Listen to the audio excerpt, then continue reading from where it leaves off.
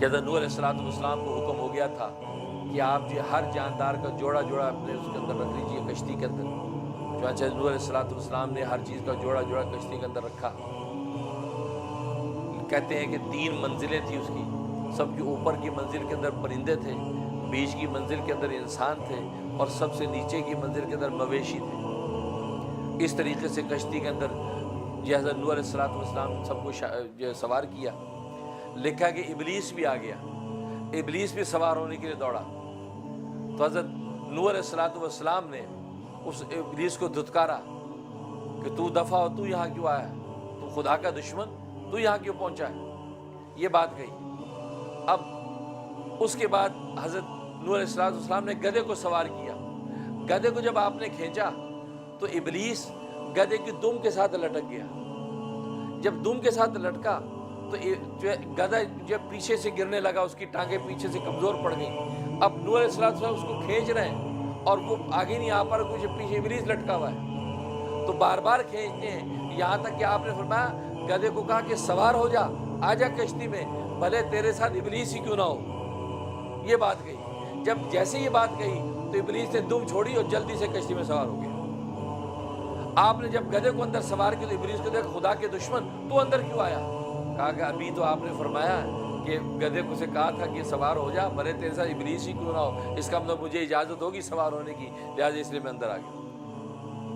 تو یہ اللہ کی تکوینی حکمت تھی۔ فرمایا کہ اگر اس وقت ابلیس سوار نہ ہوتا تو وہ ابلیس جو ہے وہ آدم کی ذریت کو کبھی گمراہ نہ کر سکتا، کیونکہ وہ ہلاک ہو جاتا۔ لیکن اللہ تبارک و تعالیٰ کی تکوینی حکمت تھی، ابلیس کو قائم و دائم رکھنا تھا قیامت تک، اس لیے اللہ تبارک و تعالیٰ نے یہ تکوینی نظام بنایا اور اس کے تحت جو وہ کشتی کے اندر سوار ہو گیا۔ اس کے بعد لکھا ہے کہ جو مویشی جانور نیچے تھے انہوں نے گوبر کیا، اس گوبر کرنے کی وجہ سے بدبو اور تعفن پیدا ہو گیا۔ اب مسلمانوں نے، مومنین نے حضرت نوح علیہ السلام سے درخواست کی کہ حضرت یہاں تو یہ تعفن، بدبو، بڑی پریشانی ہو گئی، گوبر ہی گوبر ہر طرف جانور ہو گئے۔ تو حضرت نوح علیہ السلام نے اللہ سے دعا کی، اے رب الجلال اس آفت و مصیبت سے چھٹکارا دلا۔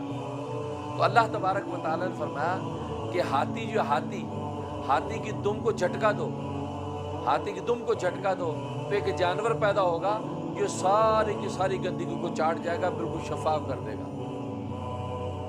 حضرت نوح علیہ السلام نے ہاتھی کی دم کو جھٹکا دیا تو اس سے خنزیر پیدا ہوا، جس کو آپ جو ہے وہ کیا کہتے ہیں، پگ۔ یہ پگ پیدا ہوا، تو پگ پیدا ہوا تو یہ ایک موب کی طرح اس نے پوری گندگی کو چاٹا۔ اس کا منہ بھی آج موب کی طرح ہے، پوری گندگی کو اس نے پوری شفاف کر دیا، صاف۔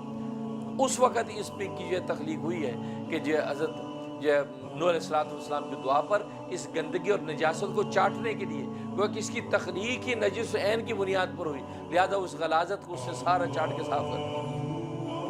اس کے بعد جو چوہے سوار کیے تھے، چوہے سوار کیے، ان کی نسل بڑھ گئی۔ اب چوہے نے کشتی کو کھانا شروع کر دیا کشتی کو۔ تو اس پر جو ہے حضرت نوح علیہ السلام کو درخواست کی گئی کہ اے اللہ کے پیغمبر، یہ اگر چوہے اسی طرح ٹکتے رہے تو یہ کشتی میں سوراخ ہو جائے گا، تو آپ جو اللہ سے دعا کیجئے کہ اس آفت سے جان چھوٹ جائے۔ تو حضرت نوح علیہ السلام نے دعا کی تو اللہ تبارک و تعالیٰ نے فرمایا کہ شیر کی ناک کو دباؤ، شیر کی ناک کو دباؤ تو ایک جانور پیدا ہوگا، وہ جانور چوہوں کو کھائے گا۔ چنانچہ حضرت نوح علیہ السلام نے شیر کی ناک کو دبایا تو بلی پیدا ہوئی، اس کی ناک میں سے بلی پیدا ہوئی۔ یہ بلی پھر پیدا ہوئی تو بلی نے سارے چوہوں کے کھا کے بالکل ہلاک کر دیا اور بالکل چوہوں سے جان چھوٹ گئی۔ تو اس وقت اس بلی کی تخلیق ہوئی، اس لیے کہتے ہیں بلی جو ہے وہ شیر کی خالہ ہے، بلی شیر کی خالہ ہے۔ اسے جو سارے گر سکھائے اس کو، لیکن درختوں پہ چڑھنا نہیں سکھایا۔ تو بلی اس وقت پیدا ہوئی، اس لیے آپ دیکھتے ہیں بلی کی مشابہت جو ہے وہ شیر کے ساتھ ہے۔